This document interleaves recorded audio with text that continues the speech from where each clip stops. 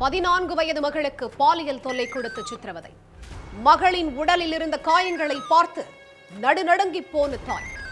மனைவி கூலி வேலைக்கு சென்றிருந்த நேரத்தில் மகளை சீரழித்த காம வெறி பிடித்த சைக்கோ. பின்னணி என்ன?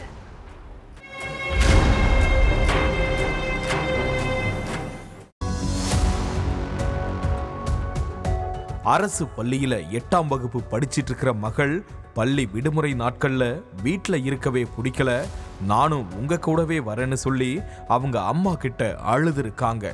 கூலி வேலைக்கு போற இடத்துல நீ வந்து என்ன பண்ணுவ, வீட்டுல இருந்து படின்னு தாய் சொன்னபோது நீங்க வேலை பார்க்குற காட்டுக்கே வந்து நானும் படிக்கிறேன்னு சொல்லி மகள் பதற்றத்தோட அடம் பிடிச்சிருக்காங்க. தாயுக்கும் மகளுக்கும் ஒவ்வொரு ஞாயிற்றுக்கிழமையுமே இதே சண்டை தான். லீவு நாள்ல வீட்டுல இருக்கணும், விளையாடணும், டிவி பார்க்கணும்னு தான் ஆசைப்படுவாங்க.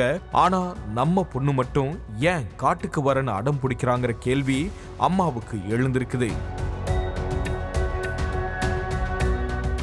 அது மட்டுமில்லாம கொஞ்ச நாளாவே மகள் எந்நேரமும் சோகமா இருக்கிறதையும் கவனிச்சிருக்காங்க. ஏன் சோகமா இருக்க, எதுக்கு வீட்டுல இருக்காம ஏன் கூடவே வரன்னு சொல்றேன்னு கேட்டிருக்காங்க தாய்.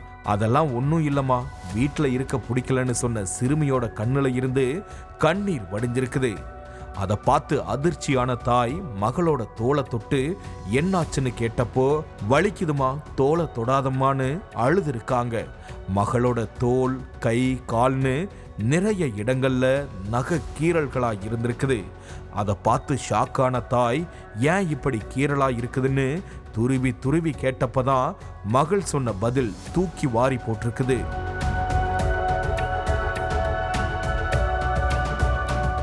அப்பா தான் இப்படி பண்ணது, நீங்க வேலைக்கு போன பிறகு அப்பா என்னைய அடிச்சு தன்கிட்ட தப்பா நடந்துக்கிறதா சொல்லி இருக்காங்க.